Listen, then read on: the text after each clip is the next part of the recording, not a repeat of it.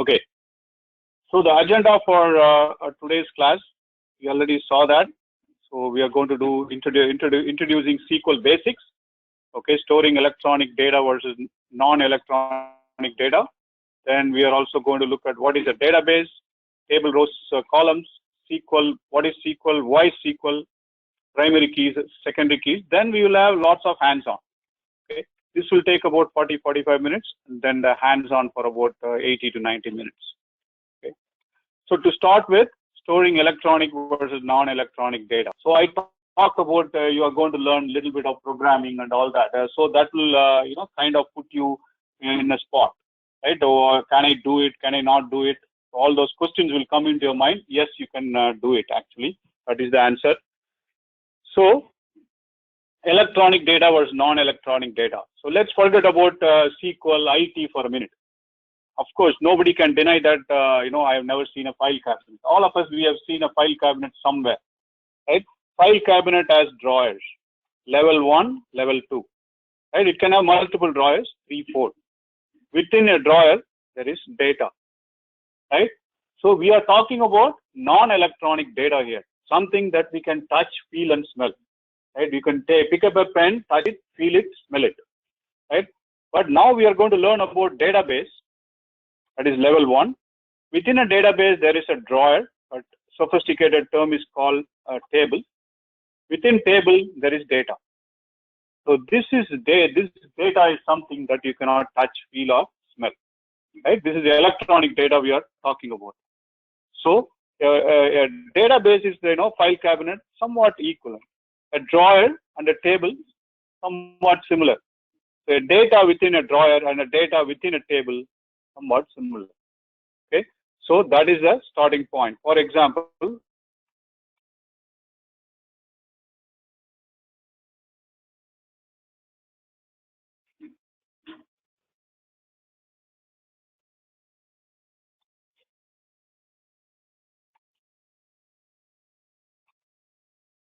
okay, so let me close it.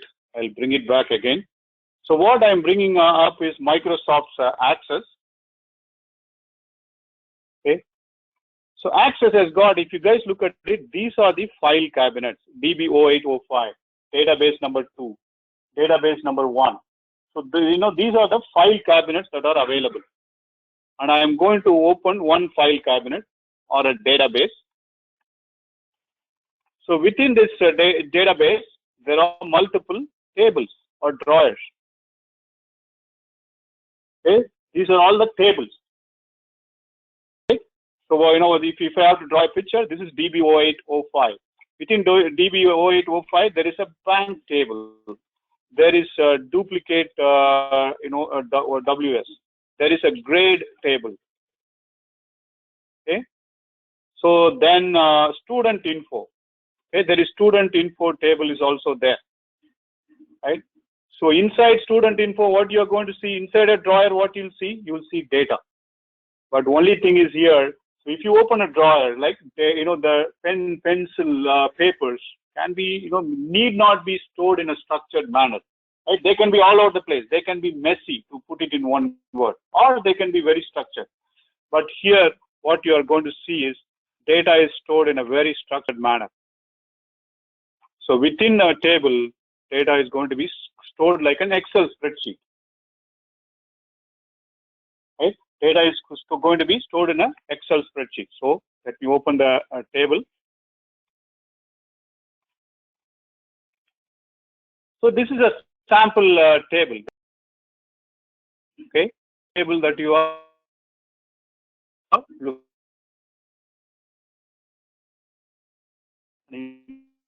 inside a that we are looking at, student info table. This is the data. Okay, so just like Excel, we have column. These are the column names: student ID, last name, first name, SSN, address, city, and there is a row. Okay, we have a row.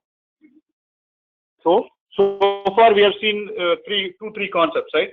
A database. Database is nothing but collection of tables, right? Right? Just like a file cabinet is collection of drawers, database is collection of tables.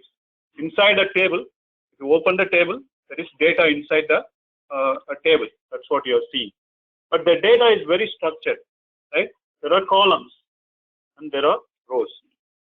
So when you go to SunTrust or large companies, this is one of the technologies they are using. Now they are talking about big data and different formats, but certainly they will use this technology.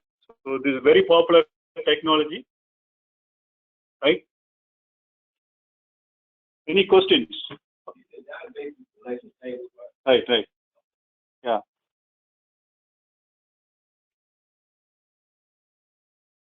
No questions? Okay. All right. So now let's look at the next one, right? Suppose we don't have exactly a file cabinet, but imagine this is a file cabinet, right? There are 4 partitions, right? 4 partitions, right? Suppose I want a pen from here. So what do I tell you? So suppose Khalifa is here. Khalifa, please, can you get a pen for me, right? So Khalifa will go get a pen from the cabinet. Ask, okay, which drawer you want the pen from, right? She can ask question, which. Then she can open the drawer and say, which pen you want? I'll say red pen. Then she can ask, okay, there are 10 red pens. Which deeper, she can keep asking questions, right? She can keep asking questions. Finally, finally she'll pick up a pen that I want, right? Similarly, to get data from here, right? So we need to give some specific information. Okay, we need to get some specific information, right? So that is what SQL is for. SQL is going to get specific information from the table, right? So let's go back and see this example. How a human being can help you, right? File cabinet example. I can tell you, individually, I'm talking to each student, get a pen from a drawer. Get a pen from the drawer. Or I can tell you, put the pen back. That is, Khalifa gets me a pen and then say, please put it back, right? Then I can say, take a pen and throw it away. No, this is not working, throw it away. Or we can say, change the cap, right? Create a drawer. Suppose who has a good carpenter skills, you can even create a drawer, right? Or sort and search, right? This is what a human being can do, right? With this particular cabinet wooden drawer, a human being can get a pen, add a pen, take a pen and throw it away, change the cap of the pen, create a drawer. Suppose I want to modify a partition, somebody with the skill set can do it. It's messy. You can also sort it, search it, or rearrange it. All that you can do. That is what a human being can do. Whatever human beings can do, SQL can do it for you too. SQL can, equivalent to getting a pen is selecting data, right? So equivalent to getting a pen is, we are telling SQL, select data for me, right? Adding is insert. Throwing away a pen is equal to deleting data. Changing the cap is update, right? Creating a drawer or sort and search. So there are, equivalent we do.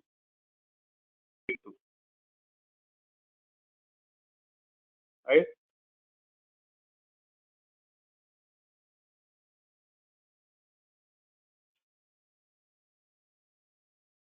But one thing is, the communication with SQL, it's a human being to human being communication. How human being to human being communication works?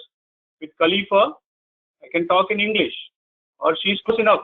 I can do sign language. I can use sign language. With, let's say, I don't speak their language, but anyway, so with Manushi, I can probably, communicate in a language that is common to us. Okay, eye contact, sign language, so many, broken English. We can communicate in so many ways and still get the thing, get it done. But with SQL, it will not show you any mercy, right? SQL can understand English and only limited number of English words. Okay, so you have to talk in English. As far as this class is concerned, I don't know about China and Japan, whether there is Japanese SQL and all that. But as far as we are concerned, it can understand English, only limited number of English words, and in a specific format. Right? So specific format means we all understand grammar. Right? To simply put it, if I am in an English class, if I say this is a book, my teacher will be okay with it. But if I say this a book, my teacher is going to detect points. Right? They detect points. Similarly, if you go back to SQL, if you don't talk its language in a format that it expects, it will simply reject it. It will simply reject and show error message saying that this is not correct. Okay. So SQL is all about, mostly we are going to learn extracting data. So SQL, as far as we are concerned, we are going to learn how to pull data from a table. Right? But when you are trying to pull data, we need to learn how to write that SQL queries in a language that SQL can understand. Okay. We are used to WhatsApp language. We are used to text message. Right? Text message. People say how you. Those things are not allowed here. You have to use a specific format, specific way. So I call it as a sensitive baby. Right? Imagine if a newborn baby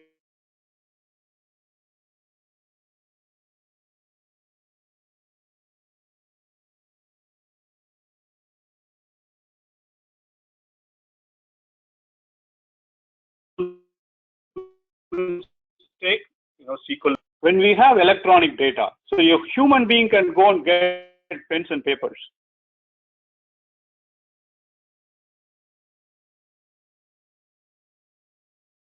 I'm here, right? So I'm here. Khalifa is here. Khalifa cannot go and physically get this data, right? So you guys understand, suppose this is a table. None of you can go and physically, if I say, hey, I really like this one, please get it for me. You cannot get it for me, right? If you try to, you'll break this computer. Understand the difference, right?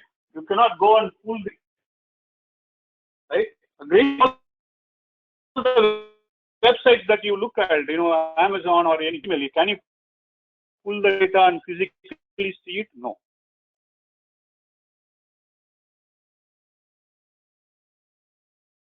So if I want this data, one human being, that's why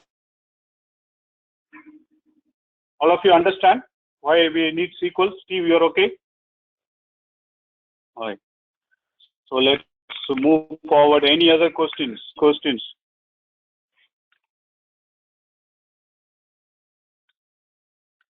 Let's go through some. We have already seen here. Seen it earlier. SQL stands for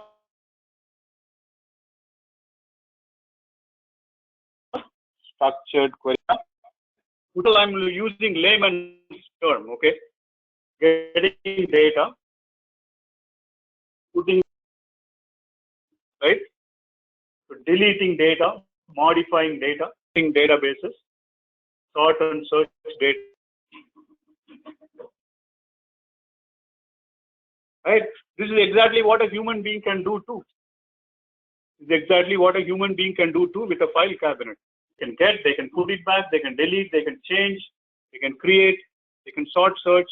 So whatever human beings can do, SQL can pretty much do with electronic data, except that SQL can understand English and limited number of English words. So as far as this class is concerned, you are going to learn basic today, and you will also kind of repeat this class and learn little more after a month or so. Okay, so it is easy to use and very much English-like. SQL works for database. Okay, all right. The next point. This is IBM's product, DB2. IBM's product. IBM in the late 60s. So IBM used to be what Google is today at one point of time, right? People used to, everyone wanted to, technology, people in technology wanted to work for IBM in the 70s and 80s, right? They came up with lots of new products, including DB2, right? So who started, first commercial car, right? 100 years ago, started by who? Ford or GM? Ford, right? So then GM and Chrysler, then we have 100 companies throughout the world today, 100, 200 companies, right? So similarly, in this database world, right, there are many products. Now the most popular products are Microsoft products. Microsoft has got Access and MS SQL. There is IBM's DB2. IBM purchased Informix. So DB2 and Informix owned by IBM. Then Oracle. I think Oracle owns Sybase. I'm not sure. Oracle products are very popular. These are the three popular products. Majority of world's data is in a Microsoft database or Oracle or IBM. Okay. So let's say Ford does a Ford car, right? So suppose today you are driving a Ford car. Tomorrow, let's say you buy a Honda. Do you have to go back to your driving school again? No. Right? Some differences may be there. Some, 10% differences here to handle some basic stuff. But we don't have to go back to driving school to learn driving all over again. So similarly, when you switch from, what is the analogy here? When you switch from Microsoft to IBM, SQL, you don't have to go back to IT school to learn IBM SQL. It is the same thing. 80-90% it is the same thing. So SQL is like a common language. Like other example is fishing. You want to fish. You throw a fish rod, right? You buy it in Walmart. So you did it for 1 year. Now you buy a different product. You don't have to go back and relearn all over again. So SQL is like a fish rod. So I say SQL is like a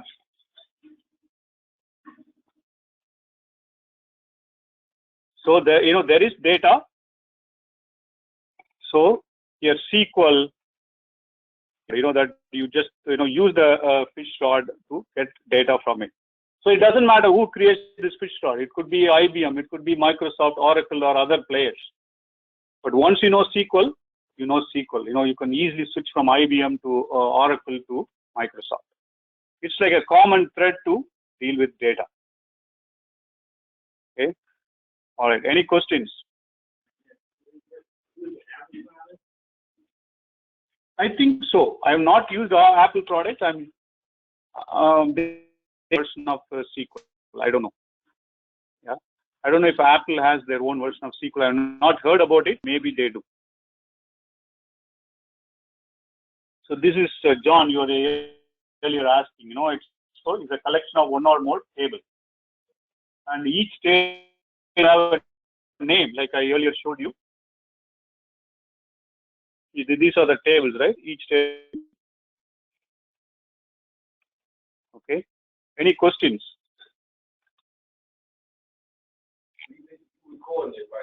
Okay.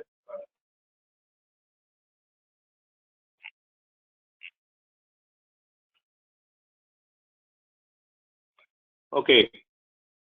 So the next, first, okay. So we already seen what is a row column. We already saw, right? So we have, using this example, I showed you that this is a column. This is the student ID. All the student IDs are below this column. All the last names are here. Okay. So rows and columns. Now comes the first column. This scene is pretty easy to understand. Next one is easy to understand. Okay. So let me recall what I example.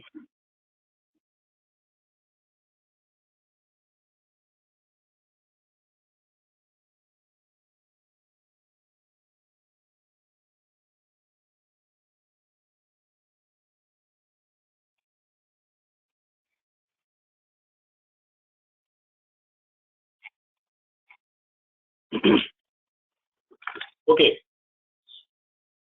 The best, is a very nice setup, excellent setup. Actually, only one thing that I found it difficult was, I was telling you, right, because of the launch class, I have to literally not talk. Little bit shout. That's why I'm coming here. So,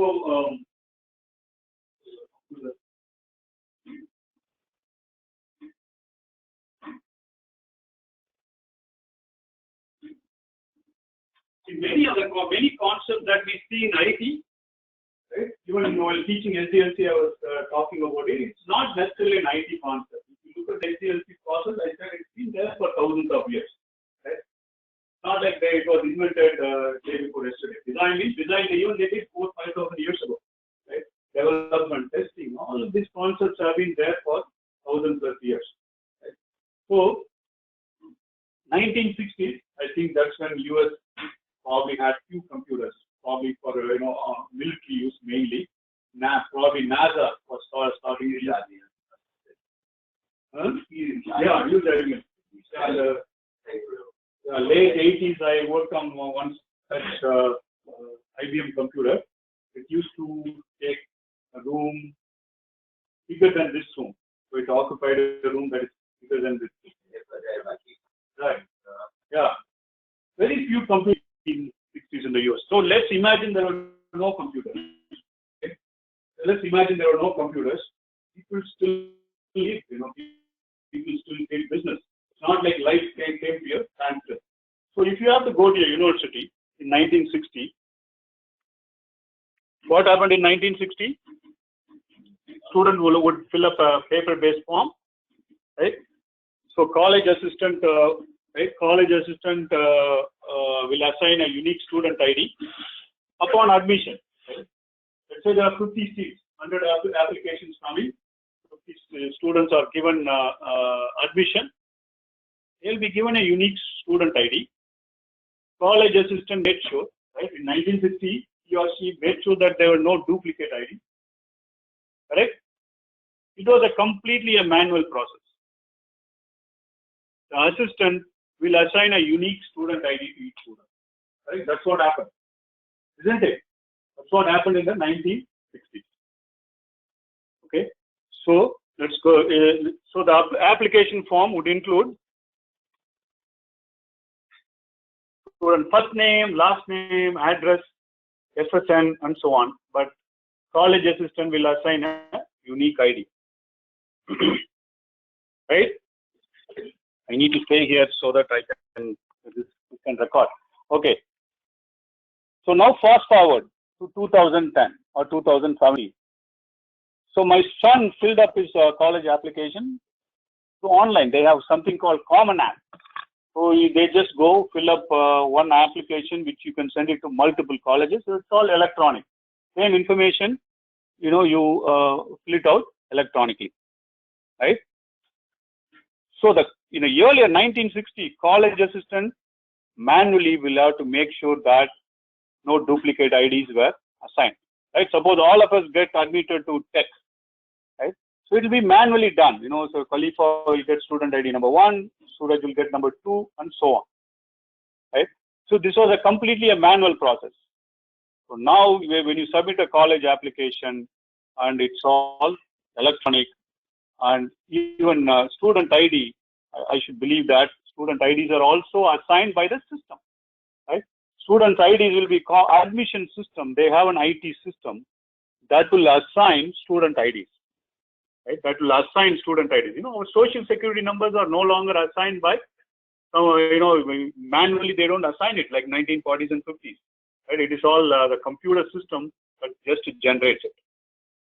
So college assistant made sure that Khalifa gets number 1 and Suraj gets number 2. Right? Now computer system has to do it. How computer system will make sure that there are no duplicate IDs. Right? Computer system has to make sure that there are no duplicate IDs. See, you have to understand that it's a business process that gets automated. Okay, the idea of uniqueness. Okay, the idea of unique ID is not something new. That's what I want you to realize. The idea of unique ID, social security number has been there for how many years? 100 years now? 1930s, right? Just after the First World War.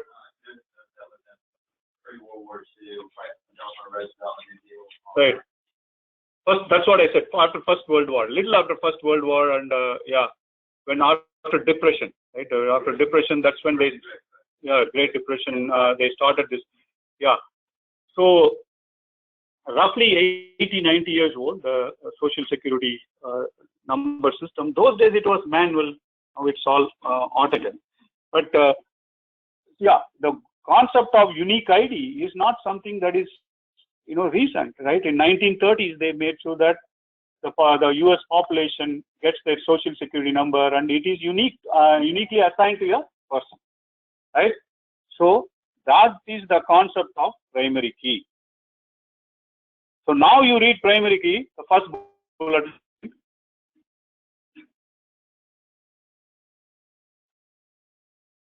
Don't read the second and third bullet point. Just read the first bullet point, right? Primary key is used to uniquely identify each row in a table.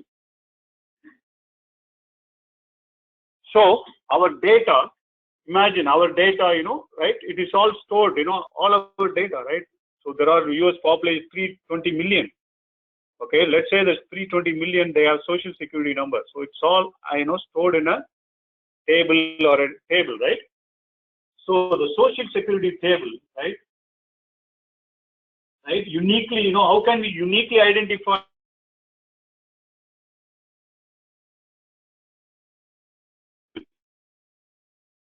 Right? So the Social Security number, SSN, can uniquely identify each row in a table. Understand, Miguel? Yeah? Mark? Ron, you understand? Okay. Okay, that is the concept. So the other one that you can very easily see right now is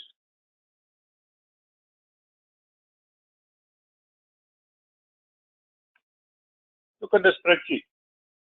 So the row number uniquely identifies each row in a table. Right? Uniquely identifies each row in a table. Any questions?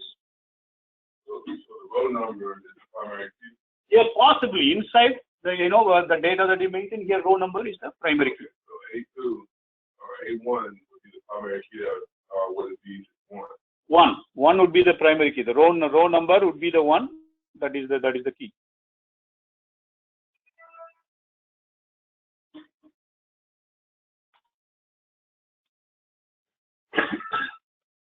Okay.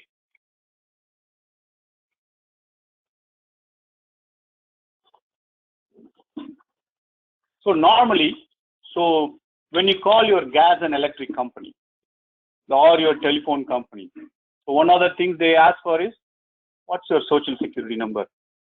What is your Social Security number? What else, Ron, they can ask you when you call your gas and electric company? Suppose you don't want to give your Social Security number. So what else you can they ask you for? Suppose you don't want to talk about your loss, then like what? More information like what?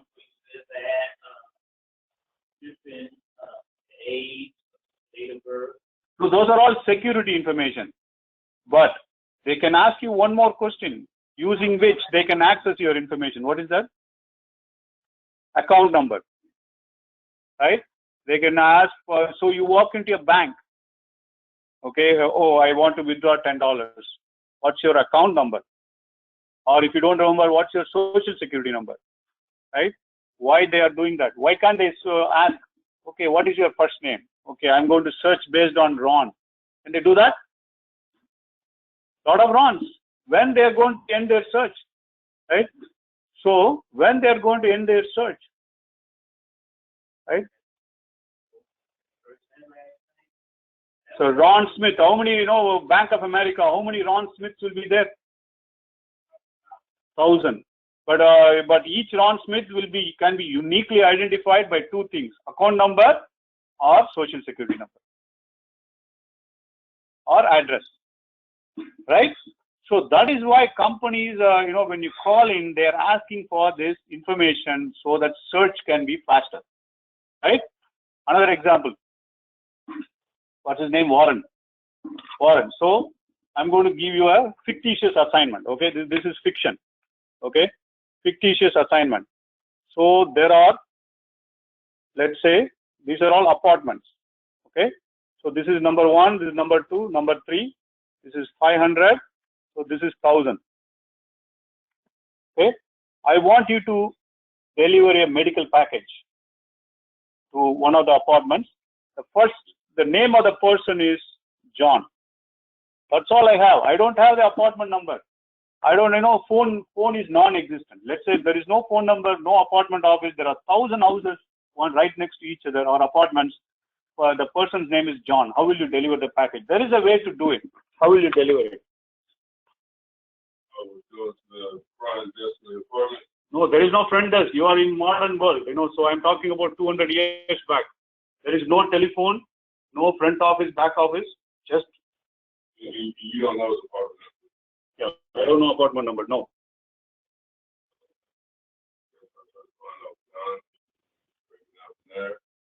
You will find what?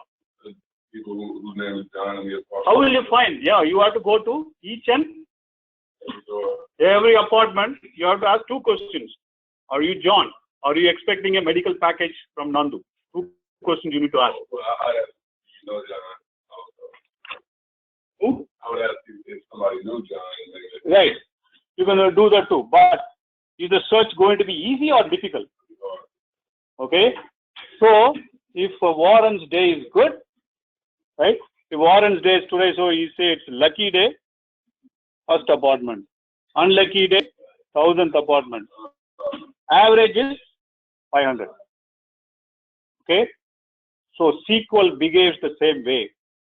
Okay. SQL behaves the same way. However, human beings, if Warren was given, let's say, 258th apartment, Warren would have straight away gone to this and met John and hand over the package, isn't it?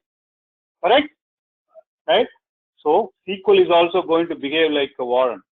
So SQL is looking for the key information. If you had said, to SQL, I am looking for Ron.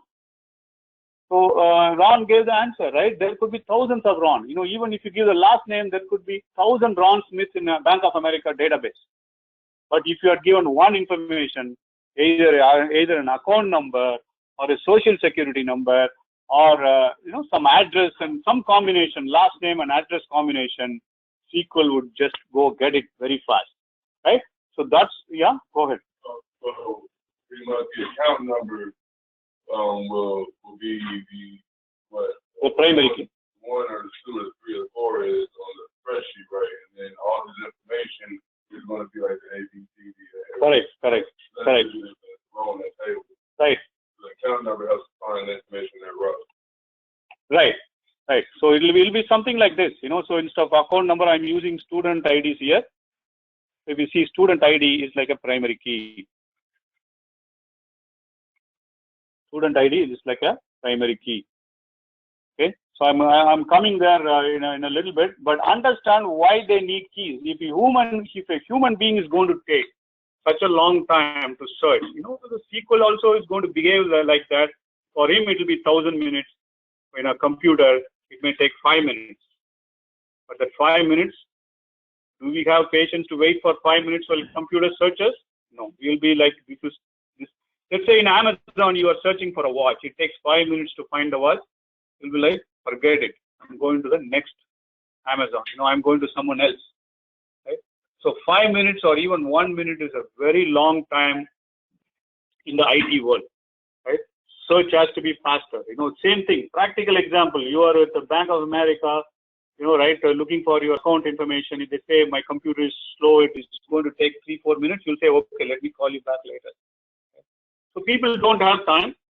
And also from a business perspective, it is very inefficient and expensive to have a longer search, right? Longer search. So anyway, so this reinforces the concept of primary key. Primary keys are needed for searching, efficiently searching a database. Okay. president per country. So we have one primary key per table, right? So one primary key per table. Only one you can have. It's a rule. Only one primary key. But there, I'll come to that in a second. But only one primary key. Okay. So in this example,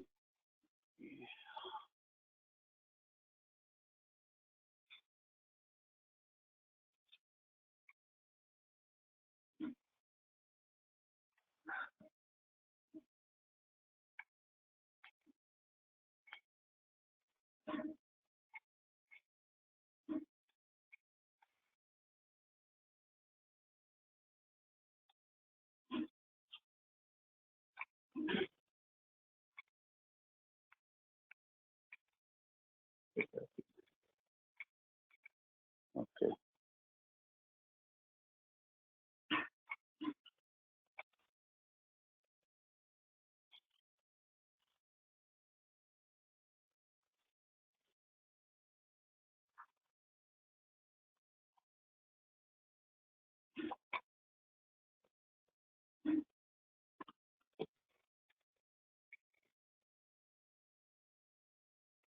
Okay.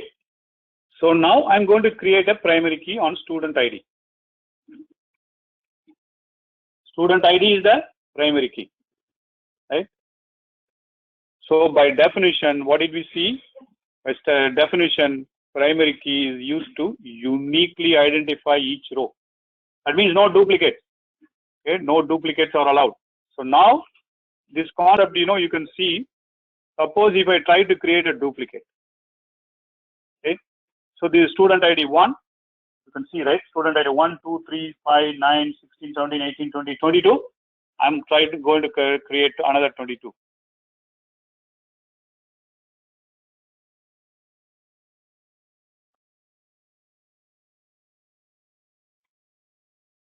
Immediately throws an error. Hopefully you can see it. I cannot make it any bigger. The changes that you requested to table are not successful because they would create duplicate values in the index or primary key. Steve, do you see that? Yeah. Right. So it won't allow you. System will stop. Will protect. It won't allow duplicates. Okay. That is one concept that we saw that earlier. No duplicates are allowed on a primary key column. Next concept, only one primary key per table. Only one president, right? So now if I go and try to create, it won't even allow me to move forward. Okay. So student ID is a primary key, right? I'm going to test this idea. So Miguel, what is going to happen if I create a primary key on social security number? It's not going to allow, right? So yeah, is the answer. It's not going to allow. Okay. Even if it allows, this one allows, but it will remove student ID as a primary key. So watch what happens. It's gone. What happened to student ID as a primary key? It's gone. When I try to create student ID primary key, watch here, student ID as a primary key, SSN will be gone. Okay. So only it will allow you to maintain only one primary key.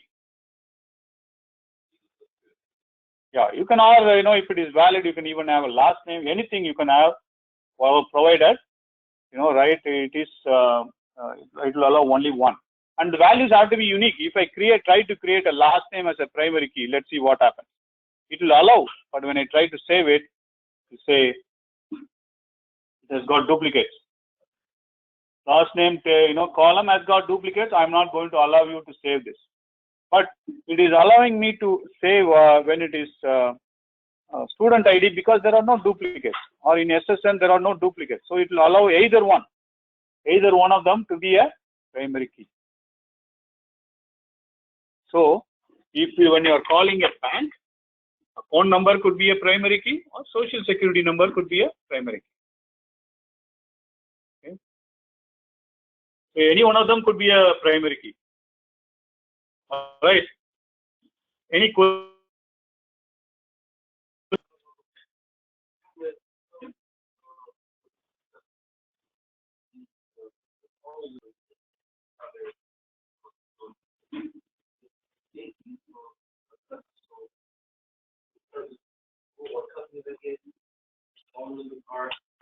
It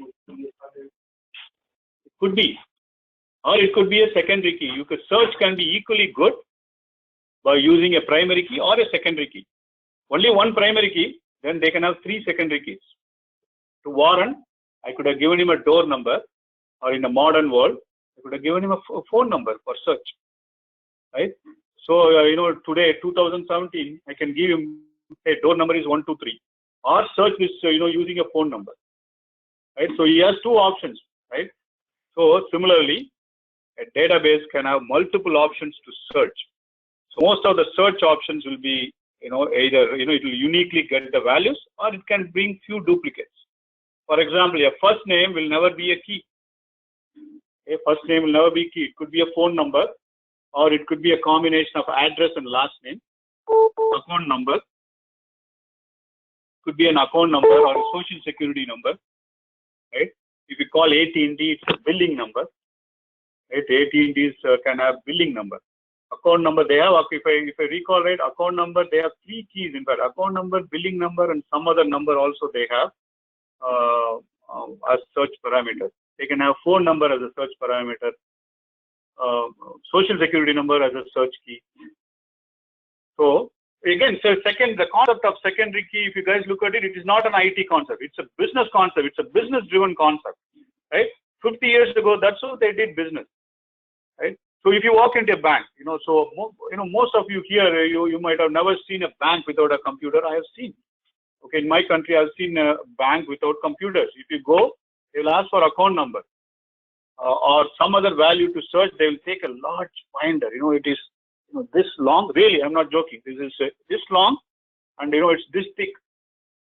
They will go through different pages, to identify your account information. Manual process, and they will say, oh, today you deposited $10, you withdrew $5. They will, it's all manually maintained, right? So this concept of secondary key also nothing that IT guys invented. It's so business. We did business, right? 60 years ago in US, you can walk into a bank, or even today, before web came into play, right? Many times I used to call a bank to find my balance. They will ask for my account number. I don't remember. Most times I end up giving SSN. So then I realized SSN is not a good idea to talk over the phone. Okay.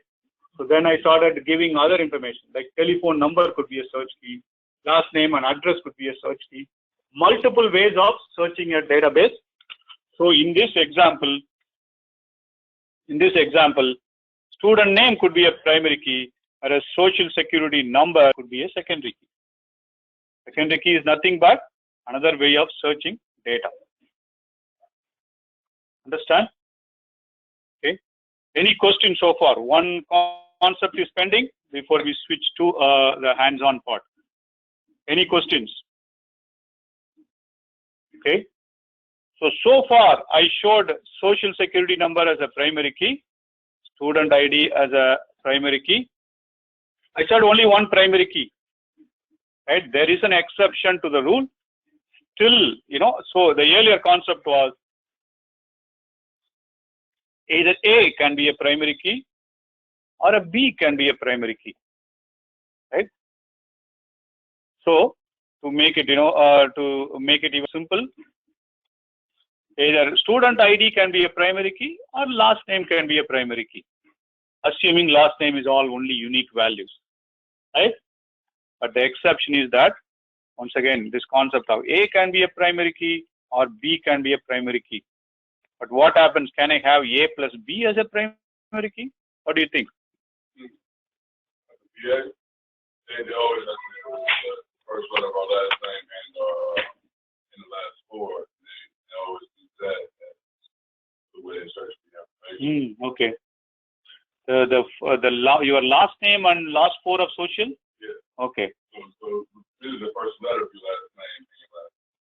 I don't know how the social security number works, So suppose my last 4 is 1, 2, 3, 4. Can Mark not have the same 1, 2, 3, 4? Rules. Okay.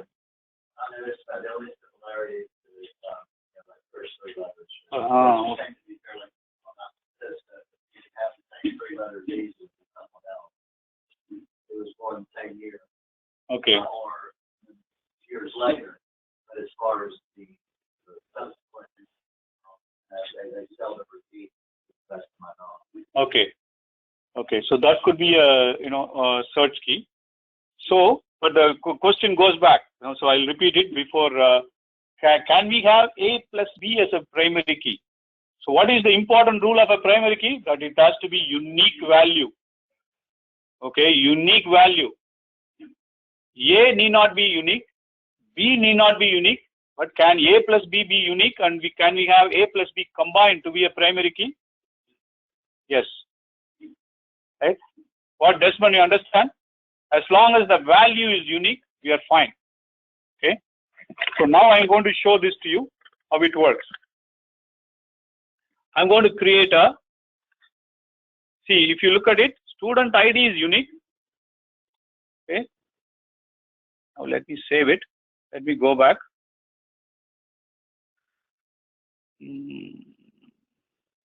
Okay.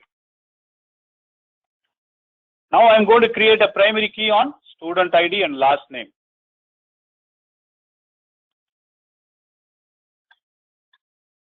Okay. So student ID, last name, it's combined now. If I try to watch here.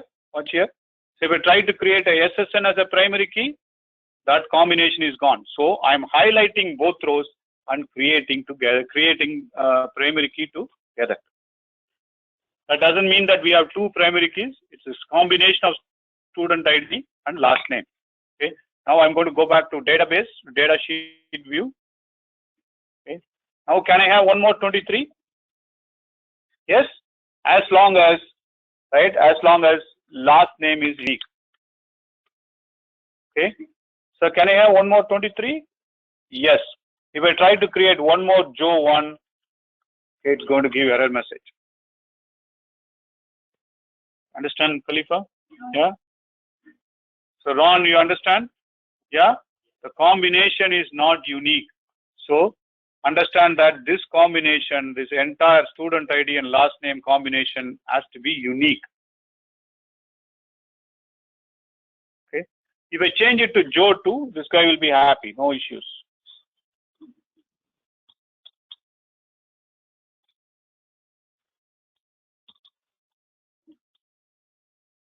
Some other value, no issue. Okay. So now if I have 24 and some, same JOEE, no issue. It will take. As long as this combination is unique, you are fine. So in the VA example, it's the same thing. Your last name and last four of social security has to be unique. As long as it is unique, it is acceptable to be a primary key. Right? Any questions?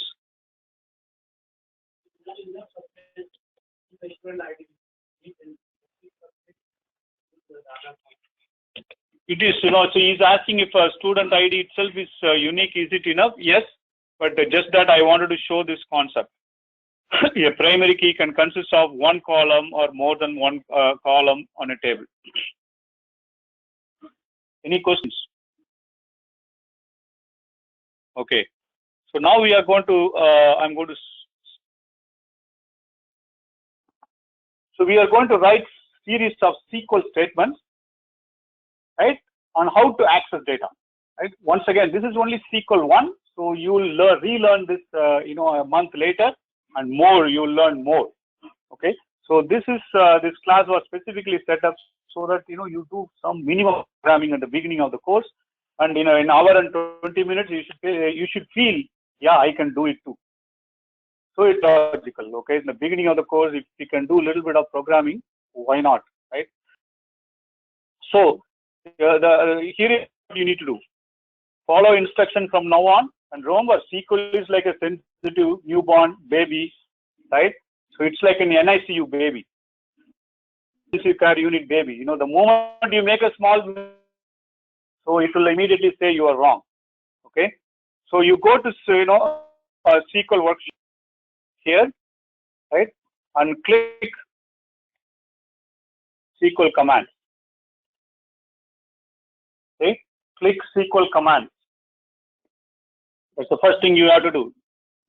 Okay, so you have to follow what I'm doing. Go to SQL workshop and SQL commands. Your connection is gone. SQL commands. Right, now go and change the number of rows to 15. Okay. Go and change the number of rows to 15. Okay, so we are just limiting, you can probably view more rows too. So that's something you can do it at home. But here we are limiting ourselves to 15 rows. So what is going to happen is I am going to write series of SQL statements here, and you can see the results here. Okay, you can see the results here. Okay.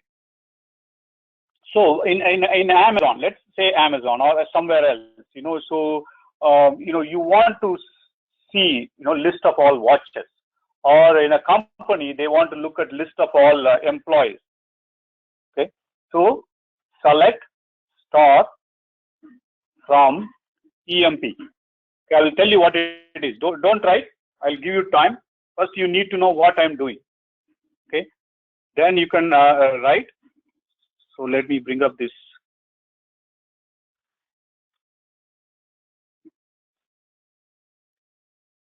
So work from EMP. Remember, we are writing an English sentence. Right? Watch my screen. Select means get. Star means get everything. Right? So the star means everything, and EMP is the table name. Khalifa, what is the equivalent? Equivalent to that, if I have to ask you, in the form of example, pen I was talking about, select star from EMP is same as?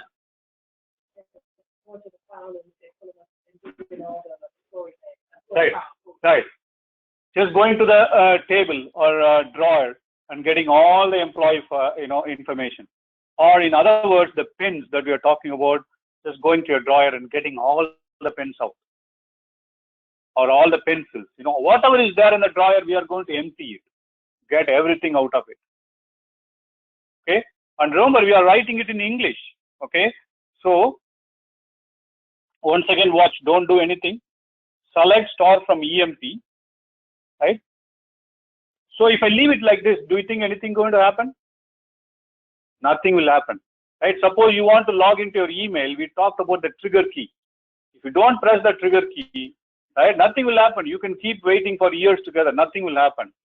So run. Run is what will bring again, watch, I'll show you a couple of things, then you can try. Then it will show you all the employees, employee name, job, manager ID, I guess, hire date, salary, commission, and department ID. Right? I think only 14 rows are there, so it is showing only 14. Okay. Now next thing. Okay, I am careless. I don't want you all to be careless. Suppose, I say select star from EMP. So if you guys look at it, there is no space between select and star. Right? There is no space.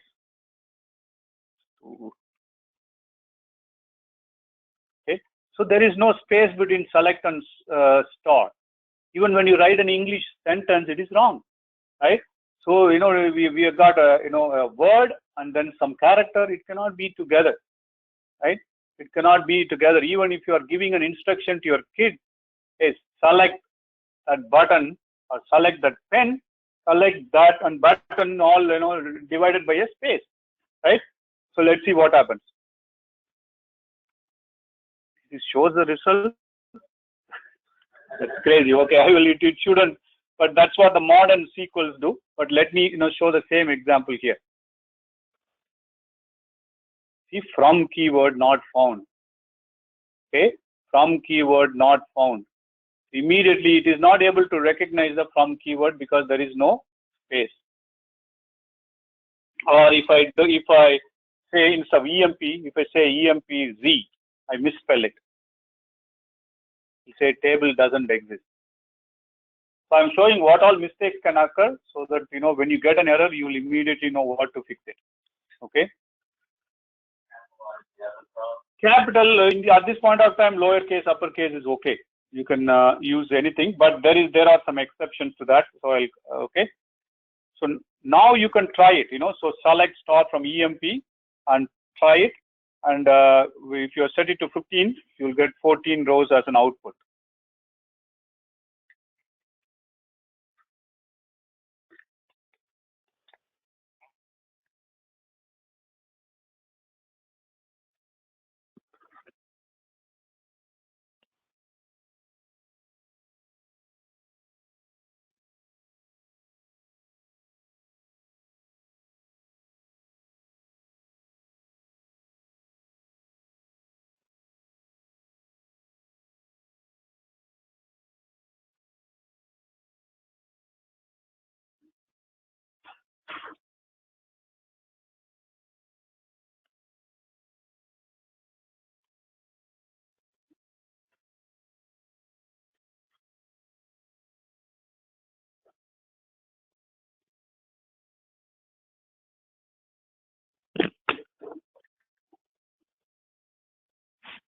So you guys are good?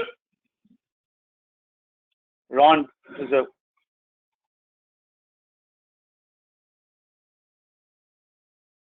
so so you save by pressing the save button, and you could give some appropriate name. Later on, you can access the same query. You can say Q1, Q2, or query 1, query 2 like that, or you can say select star, something like that, that you can remember.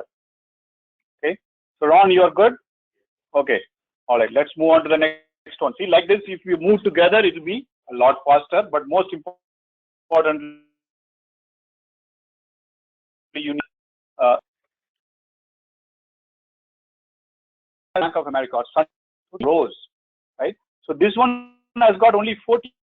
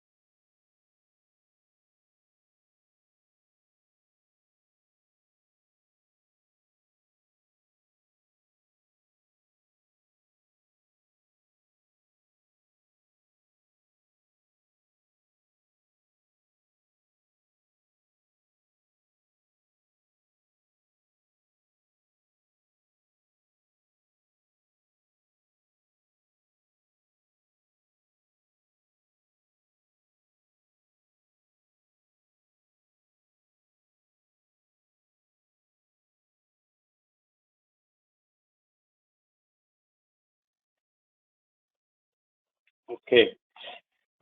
Let's restart. Okay. So I talked about the star command, the downside of a star command, right? Select star. So now we are going to go next level. Okay. Anyway, we'll try one more before going to the next one.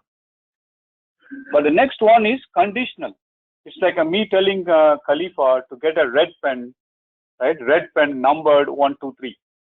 There are so many red pens, 100 red pens, all let's say numbered from 1 to, I shouldn't say 1 to, let's say 23 to 25 to 125. Right? I'm asking her to get 1, 2, 3. Pen number 1, 2, 3. Specific data. Okay. So don't write, just watch.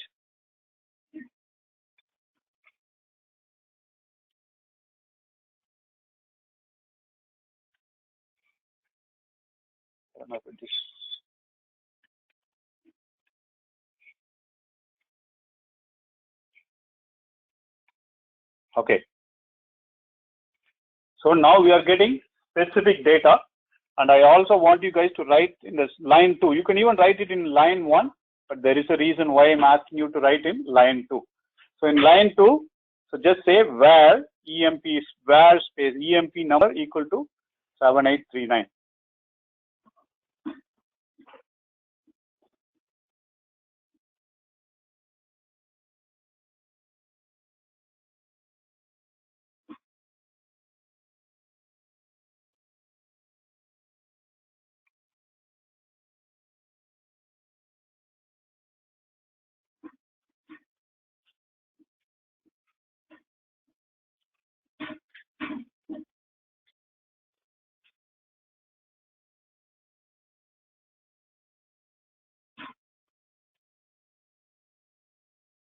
Ron, you got it?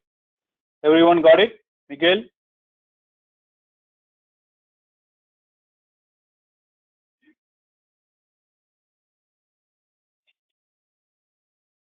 Sean, you're okay?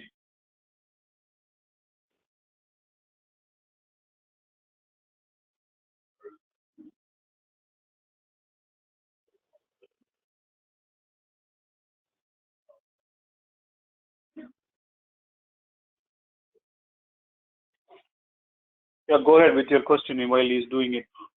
So pretty much when you're saying select star from EMP, you're saying select everything and all the employee data, right? No, yeah, all the columns in the database. Very good question.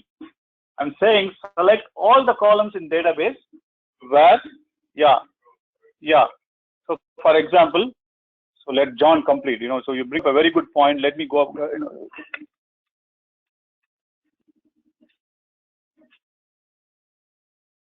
just run and save it. Did you get it, John? Okay. If you want to, if you want to, you can save it. It's not mandatory to save it, but if you want, I'm going to I have already given you guys a copy of this.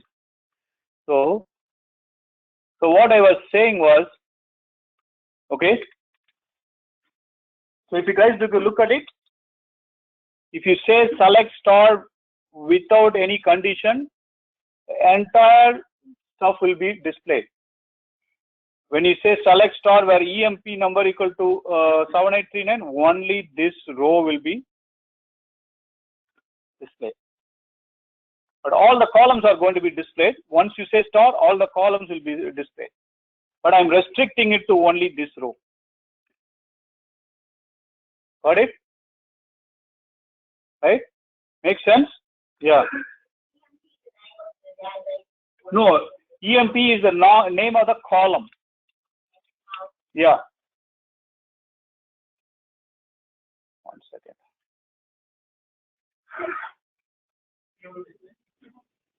Table name is EMP. Okay. So she is bringing up a very good question, right? EMP is the column name. Okay. Column name. For example,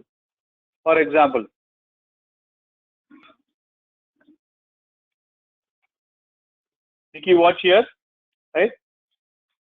I am in Yahoo mail register page. Within Yahoo, right? The name of the table could be sign up or register, but individual columns could be first name, last name, email address, password. These are all individual columns, but all the data, overall data is stored under, let's call it as register table. Register table. Understand? Yeah. So each one is a column within the table. So EMP is the table name, but within EMP we have a column called EMP number. We are selecting a specific row here. Okay. Any questions? Yeah.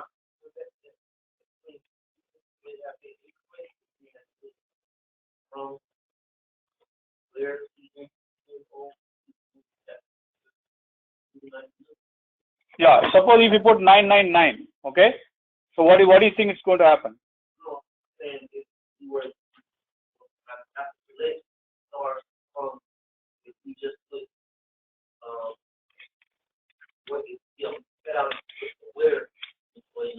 So if you don't have the table, column name, table name, invalid table name. So it's taking where as a table name. Yeah, some valid table name needs to be there. Also, if I put an employee number that is not valid, so it will say no data found.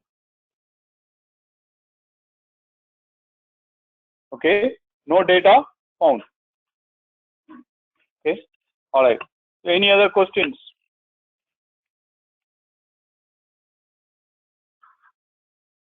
Okay, we are going to now go very specific.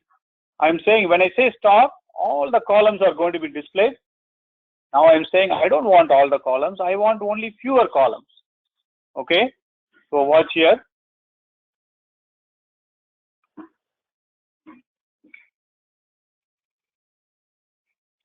I'm going to say select instead remove star. The first thing, not now.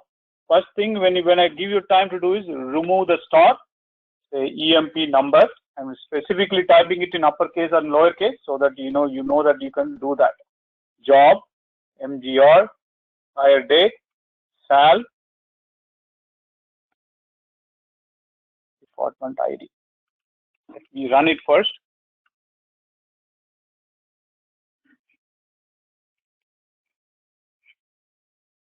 Okay, right? When you are typing it, you have to be careful. Star needs to go. And second thing, if you make a spelling mistake, hold on, Aman, watch here. If you make instead of sal, you're saying, you misspell it as SALA. Okay? If you run it,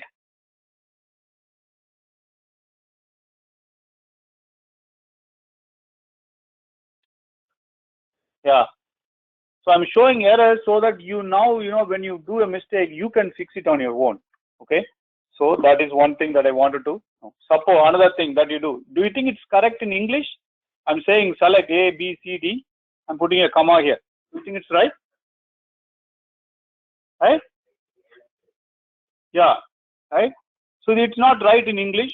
So SQL also will not like it. It will say missing expression. That means you have unnecessarily something that you have done. SQL doesn't like it. Okay? You can pretty much transfer some of the English concepts here, right? So there is no comma here. So we'll never write it in English, right? So then what else you need to know? So, there is no need to give a space between comma and e-name. So it's a style of writing. After comma, we tend to give space in English. So here also we do it. Okay. So it's always a good style to say EMP number, comma, space, e-name so that it adds readability. When you write something, others should be able to read it. Okay. All right. Go ahead and run this. So one thing that I have done is remove the commission column just to show it to you that if there may be 25 columns in a table, you don't have to select all the columns. You can only select some of the columns. So make sure you type it in without any spelling errors. Spelling meaning column name. Column name has to exactly match. Otherwise, it's going to give you error message.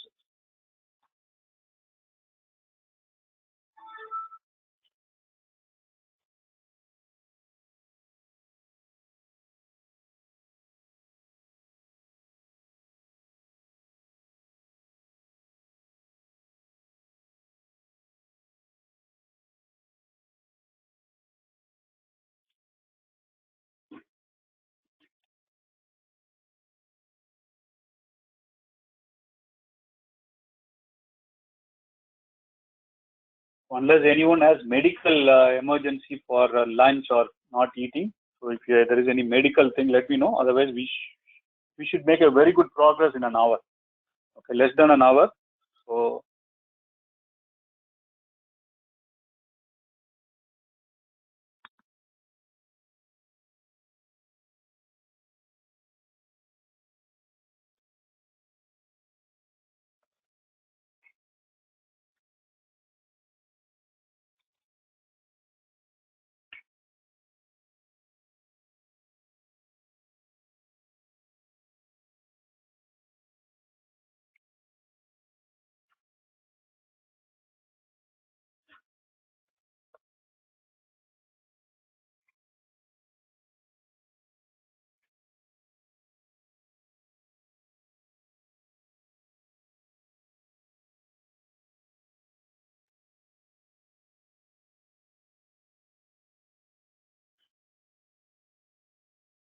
yeah.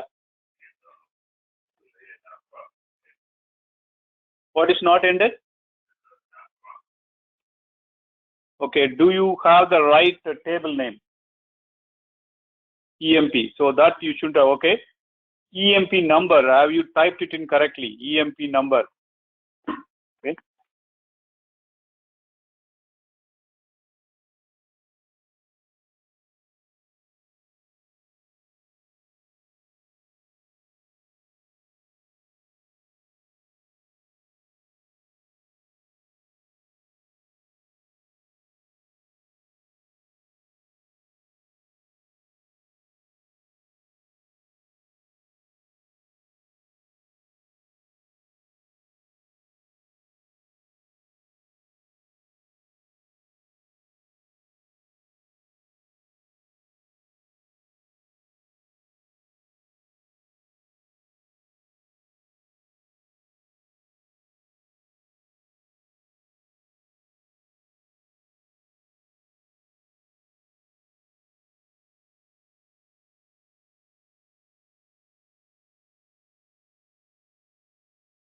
What about you, John?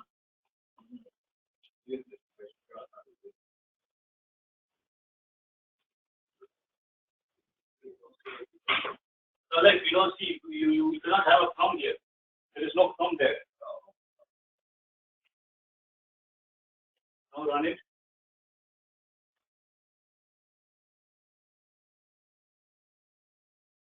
Run it.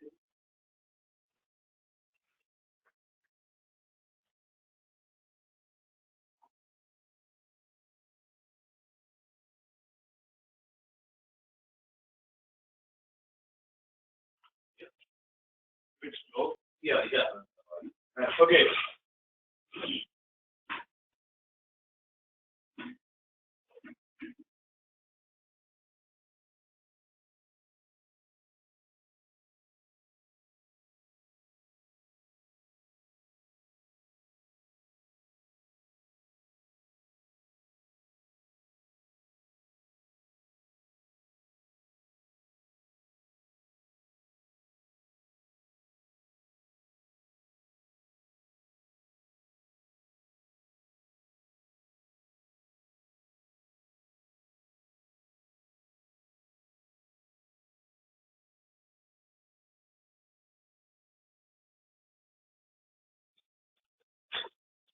Okay. Remember, you know what happens if you don't make a mistake. If you don't make a mistake, that means, you don't learn, right? So we have to fall to get up, right? So otherwise we don't know, right? You have to make. It's okay to make mistakes. Couple of mistakes that I saw one was, okay. So I saw this. So what's wrong here, Khalifa? What's wrong here? So Steve had this, select star, right? I don't know if you had this, but to just, right? So you cannot have two select statements like this. Even to you, if I tell you, hey, select all the pens from the drawer, then I'm also saying select, it will be confusing, right? So once the statement is done, it's gone, okay? That select star. Right now, you guys keep the first line same, and where class in the second line. We will keep manipulating the second line. Don't touch the first line, okay? First line going to remain constant from this point onward. We'll just keep changing the where class. Okay. What mistake did you make, John? I forgot.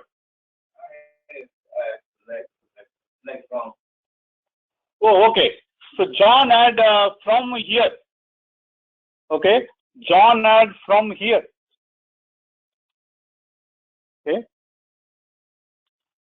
So as I told you, SQL, you have to write it in a specific format. Okay. We can talk any way we want. Okay. We can say select from that drawer. So here SQL wants to select what you have to select, and then only from comes. Needs to be in a very specific format. In fact, the modern versions of SQL or Oracle is a lot more forgiving. The older versions, the earlier 90s that I worked on, smallest error, it's gone.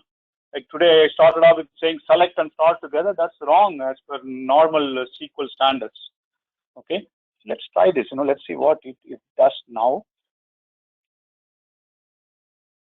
See here, next thing. When it accepted star, but when I said select without a space EMP number, it's saying, hey, query must begin with a select. Okay. All right. So first line, we are not going to touch from this point onward. So we are now going to manipulate only the second line. Everyone is clear? Okay. All right. Now let's go to the next query.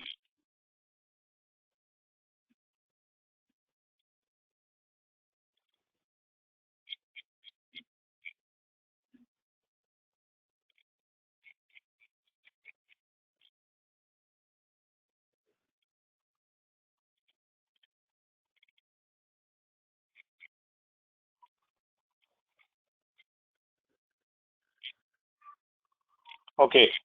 Next important concept, when it is a number, numeric data, no quotes. Okay. Generally speaking, that's a rule in programming that they don't put quotes.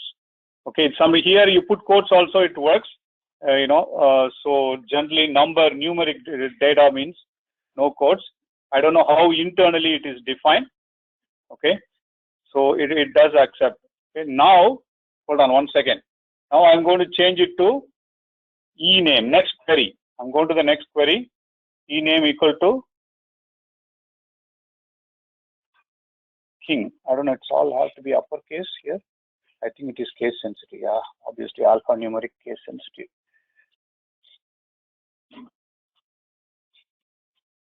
Okay, where ename equal to King. Okay, when you do it, watch here. Don't type. I'll give you when you say go. Then only commander says go. Then you can go. Till that time you have to watch. Okay. So King, right? So let's see what happens without a quote.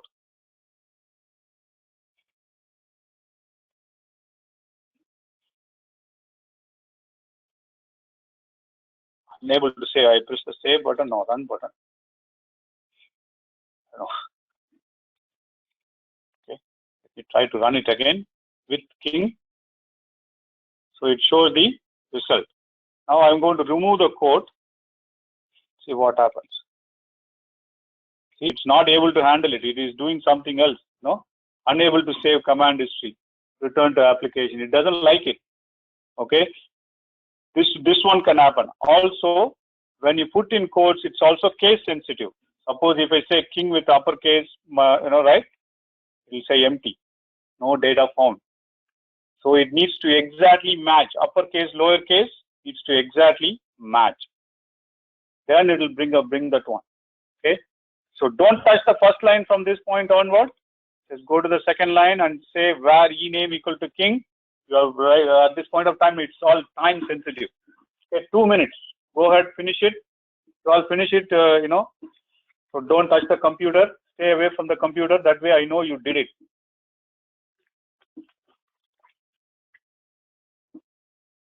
Sorry, let me remove that highlighter. Yeah, where ename equal to King.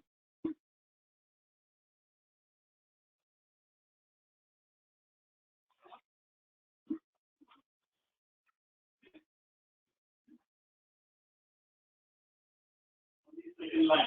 Just run the query. Ename where go back. I see here this one. Ename equal to King. Yeah, ename. No, ename.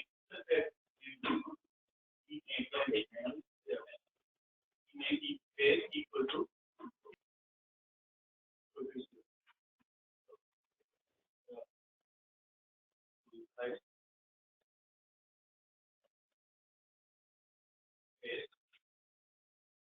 look at the way I have a single code here, single code is there, right here.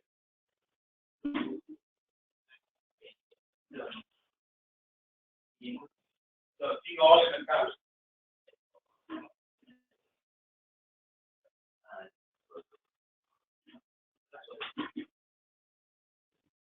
Those codes. All there. Yeah. Yeah. Now run it on the query.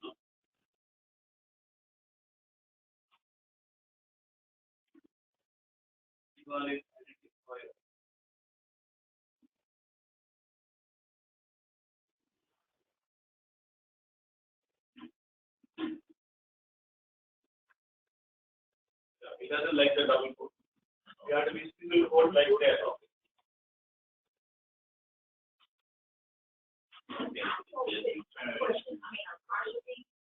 It's a single quote. Yeah.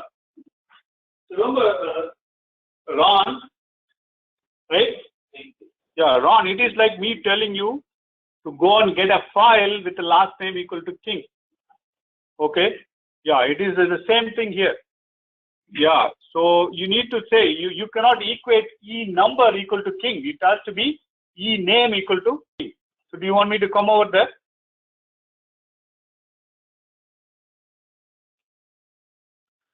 Okay, so those things, you need to be perfect. So next time I say job equal to president, you cannot say E name equal to president. It's a job equal to president.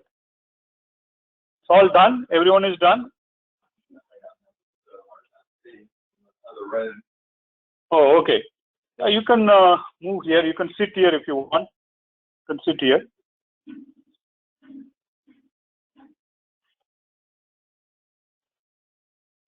I can move you a bit. You can come and sit here. 1 second, negative. Yeah, negative. Go ahead with your question.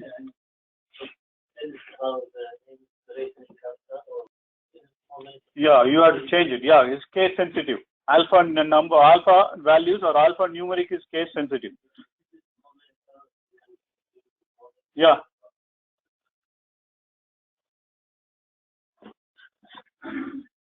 So you are welcome to use this space. Okay. Okay, so let's move on to the next one. Okay. So we are going to go back to, EMP number again. So Ron, watch here. Ron, yeah, here. So I want you to be careful with the name that we are typing. You cannot equate, let's say, social security number to your name. Okay, meaning you cannot say SSN equal to King, right? So now I'm changing the column name. The EMP number. EMP number. Let's say greater than 7,000. That can be hold on, mathematical operators. Less than, greater than, all are allowed. So when I run it, so it's going to give, it may not give all the values, it's showing how many rows, all the 14 rows. Let me change it to 8,000 or 7,500 and see what happens. I don't want all the 14 rows,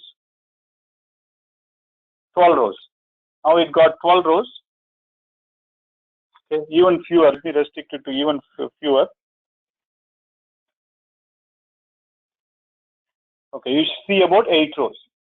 So try with the EMP number greater than 7700. You are only changing that part. Leave where alone. Just say EMP number space greater than space 7700.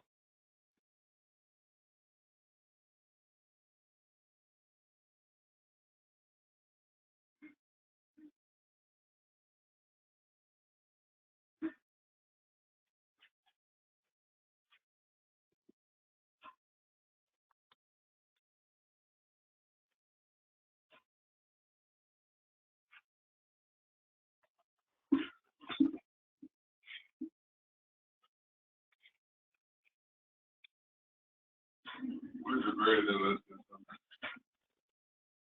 Just, Okay. yeah, just above the space bar.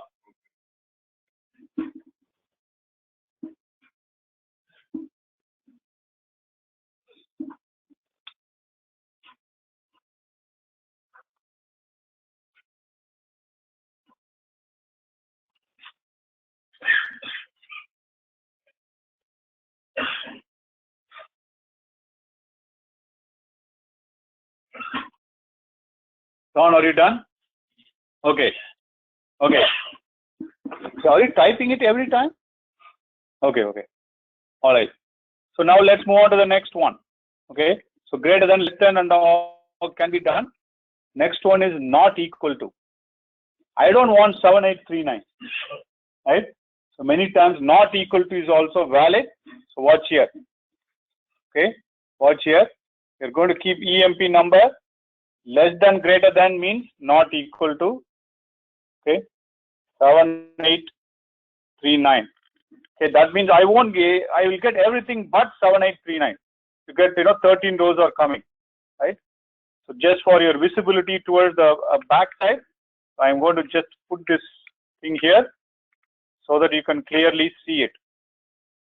So the second line you need to change it to, right, where EMP number not equal to, where is remains the same, EMP number remains the same, just that the greater than, less than 783.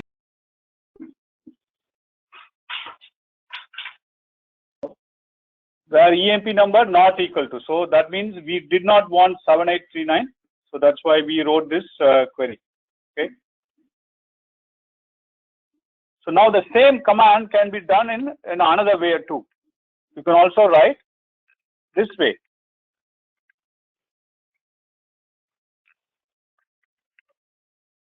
Open more room for you. So you can write where not EMP number equal to 7839. So that is also possible. Okay. So try it out. You will get the same result.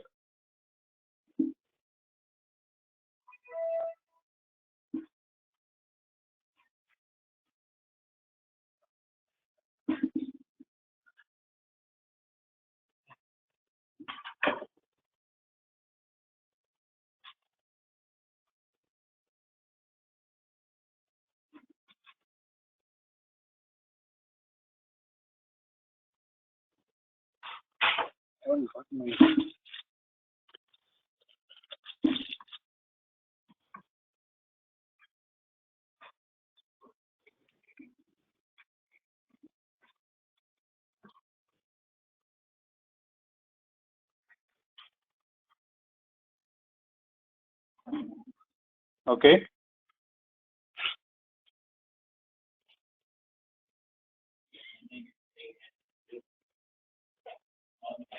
Okay.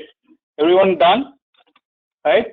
So let's keep moving forward. So where not EMP, that you can write. Now little more complexity I'm going to add. Okay. So this is one of the reasons why I told you not to touch line 1. So we'll manipulate only line 2. Okay. So before going here, so let's go back to this spreadsheet. Okay. Let's say, I hope this old data, hopefully it should work. Okay. I want to pick up rows where, let me try this only.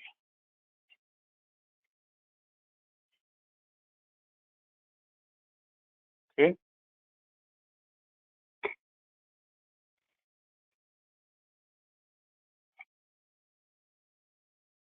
Okay. I want people whose job title is either clerk,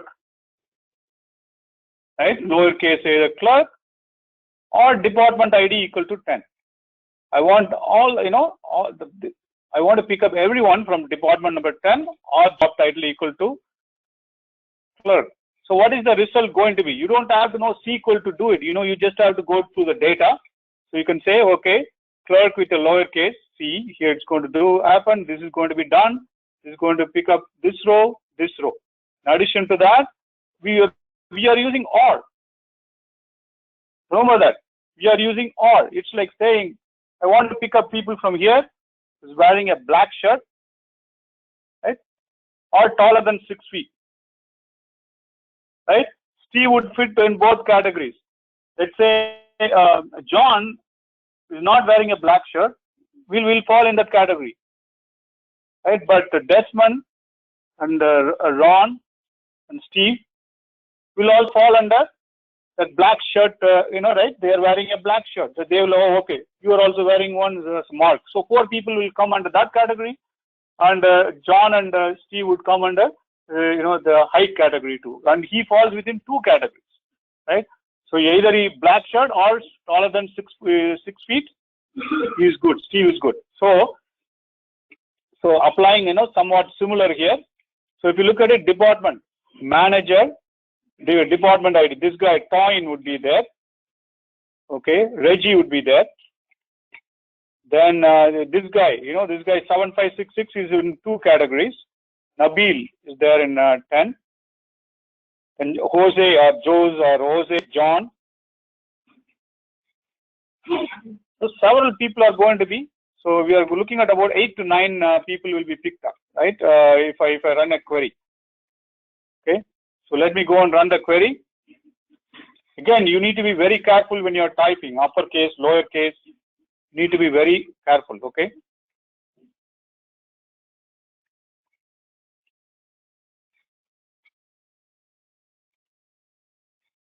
Department number invalid. They change it. Oh, they changed the department ID. It used to be department number.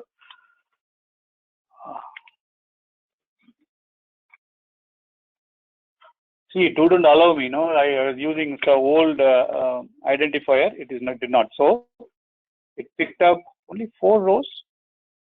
Job equal to clerk or department ID equal to 10. Maybe the data has changed. Okay, data has changed. Okay, that should be the reason. How many? Yeah. Old data had many department 10s, so as you see, not that many department 10s are here. Anyway, that was a test data. So anyway, it picks up. Let's see. Oh, there is no lowercase c. Okay, that old data is gone, huh? I guess. There is one here. Now, let me see the entire data. Because, like I said, I taught this 8 months ago. Since that time, data has changed. Okay, the result is not the same. So there is no lowercase c at all. Okay. All are uppercase. They changed it to uppercase. Okay. So now, okay. Then I will run it with uppercase. Okay, and see what happens. Okay, you see few hits. So watch here.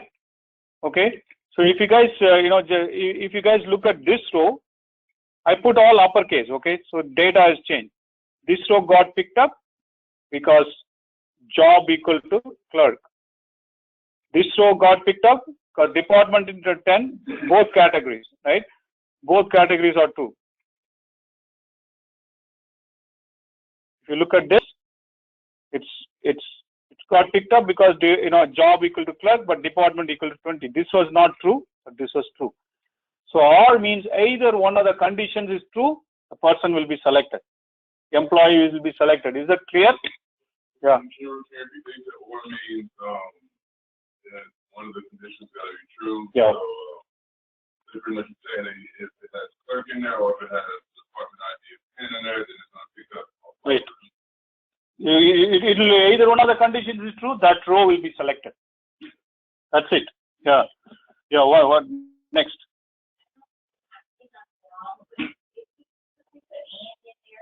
No.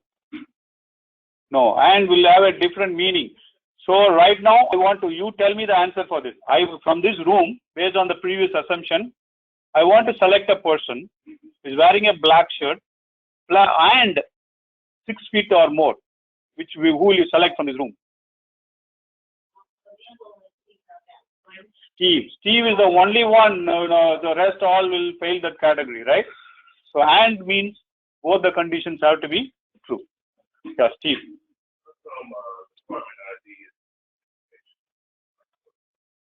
That's number. Numeric, generally you don't put it in quotation mark. 10, the value 10 there. Yeah, numeric. Department ID is a column name. Column name you don't put in quotes. No, clerk is a data. Okay. The job, what is job? Look at it. Job is let me mark it here. See, job is a column name. Column name you don't put it in quotes. This clerk is data. Okay. So that's why we have to alphanumeric values we have to put it within quotes. Let me see. See, if you look at it, there is a difference between this is the column name, this is the actual data. Okay. All right. Go ahead and run this query now. Yes. Yeah. When you say job equal to president, that president will be in quotes. Hold on 1 second. After Ron. Yeah.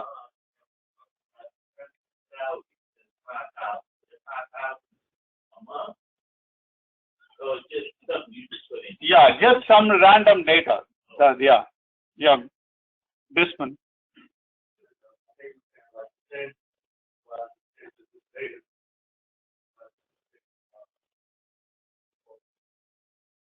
Are you asking 10 can 10 be in single quotes? Oracle, if it is a numeric data, I think it will. It's normally you don't put it in quotes, but here internally I don't know how it is defined. But when you put it in single quotes, it's for numeric data, it's not a good idea. Okay, it's not a practice to put numeric data in single quotes, and many programming languages will error that out. If it is a number, you don't put it in quotes. Only if it is alpha numeric, you put it within quotes. Yeah.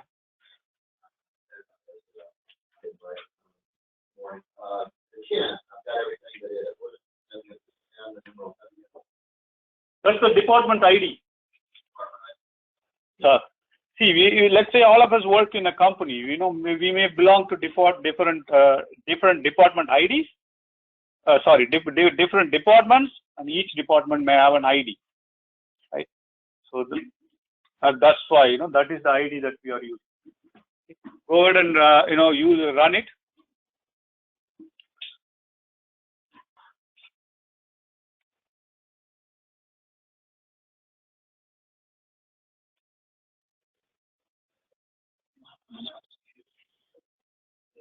Okay, let's move on to the next one. Okay. What is that? 3 rows for you instead of 6. Okay, so we are adding a couple of more conditions. What is there in the parentheses will be done first, and then you know, the first condition will be executed. Okay. So in this one, right, there are 2 conditions. This is one condition. This is the second condition. So there is a parenthesis. Okay, there is a parenthesis here, parenthesis there. So when there are 2 parentheses, this will be executed first, and this will be done second, right? So when there are too many parentheses, it is from left to right. Okay, left to right. So this will be completed first, and then it will find the result, and then merge the 2 results. Okay. See, you can't write complex query by just building, you know, one step at a time, small query at a time. So now we can even make this you know, more complex by saying, I'm going to add one more, and Sal greater than 15. Let me make sure you'll get the signal.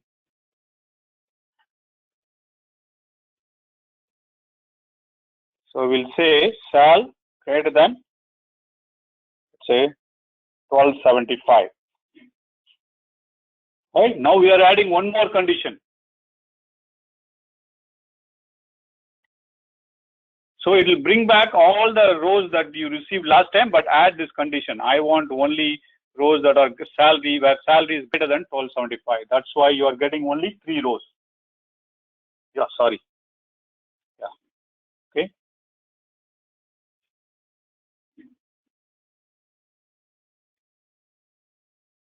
Okay. So all this you can, you know, you can take a table of data on an Excel spreadsheet or a piece of paper, and still you can get the same results, right? You know, this is how you will do it. Manually, this is how you will do it.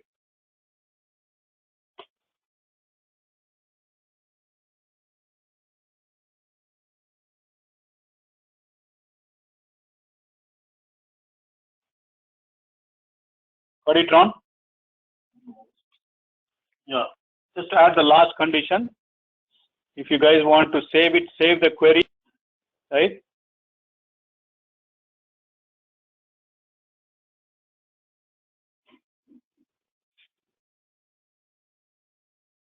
You need to go. Okay. I will.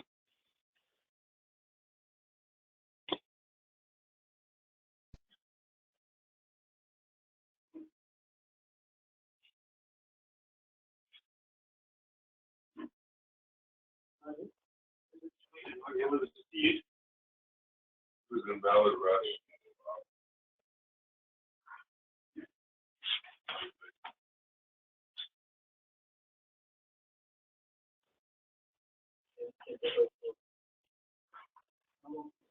Okay, first of all, there is no, so this came only after this, right? See, the way you need to do is, any issues like this, first, you know, remove this. Okay, remove this and run it. If it is still, you know, so mistake is not here. So, like, undo button.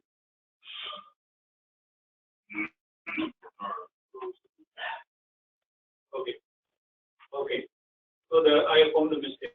So even last query would not have run. Okay, the mistake is this one. Well, that's where it ran. No, it wouldn't have run. Okay, the mistake is here.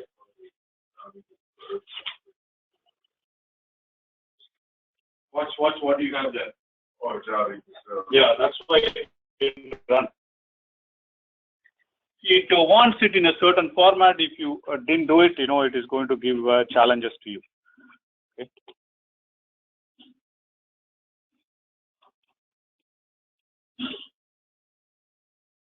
Okay, I think it is a good stopping point. We'll stop it. Okay, so there's a good stopping point. We can stop it. Back and correct it, right? How do you go back and correct it? Is the debugging, right? So there are many ways to do it. When in a long query like this, so if let's say I made a mistake here, okay? Let's say I made a mistake here. So if I try to run it,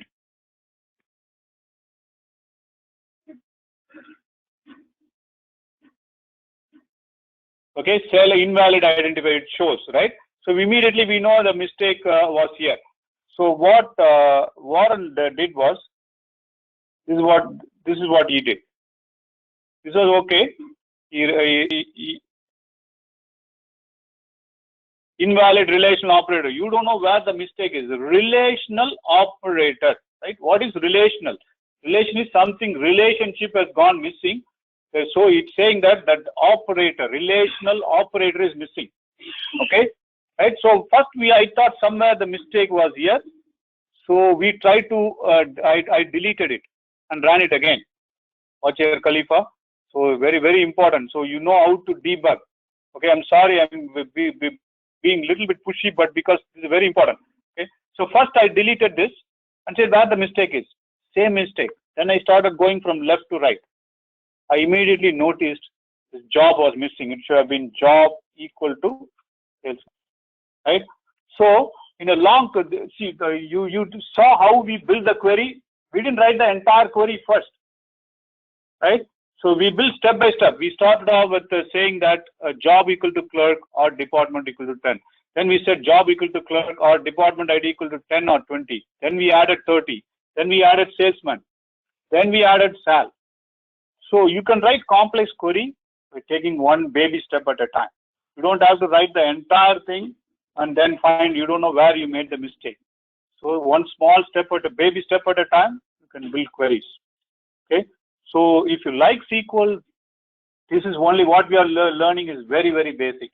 So you learn about 6 more hours of queries SQL, and SQL programmers, typically if you want to become a SQL programmer, you need to learn about 30 more hours of SQL. Okay, some people are just SQL programmers, right? So just wanted to share that with you. So debugging is done, you have to be very strategic about it when you write as well as when you debug. Okay. All right, I'm going to